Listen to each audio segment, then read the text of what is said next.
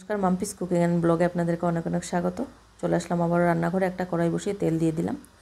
মাছের ডিম আমি হলুদ নুন মেখে রেখেছি, ভেজে নেব। এভাবে ঢাকা দিয়ে দিয়ে ভাজবো।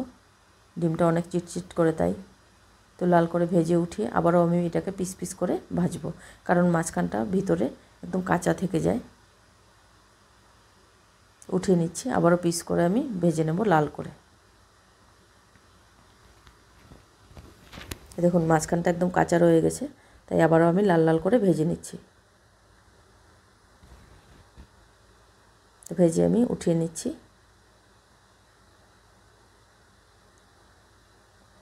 তো এই কড়াইয়ের মধ্যে আমি কিছুটা আলু আর কাঁকরোল দিয়ে দেব।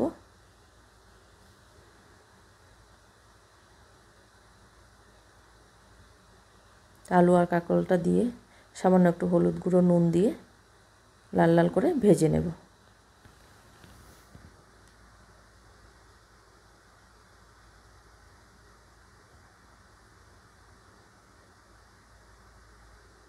দেখুন লাল লাল করে ভাজা হয়ে গিয়েছে। এখন মাঝখান থেকে আমি আলুটি একটু সাইড করে মাঝখানে আমি একটু গোটা জিরে ফোড়ন দিয়ে দিলাম।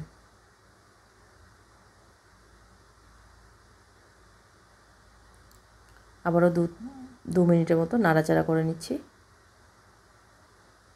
তারপরে আমি বাকি মশলাটা দিয়ে দেব।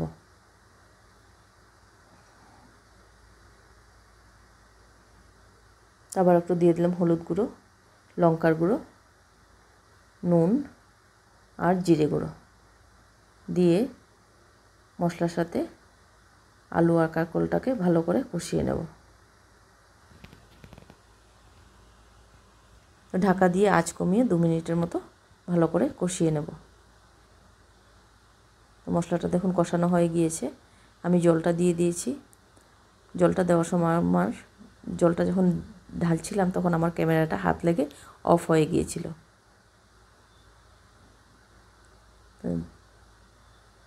এখন আমি ডিমগুলিও দিয়ে দিলাম।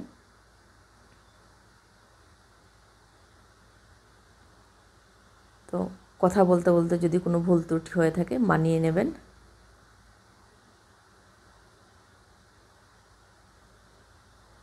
ক্যামেরাটা অফ ছিল জলটা দেওয়ার সময়, তার জন্য দুঃখিত। ভিডিওটা দেখে কেমন লাগে, আপনাদের কেমন লাগলো ভিডিওটা দেখে কমেন্ট করে নিশ্চয়ই জানাবেন।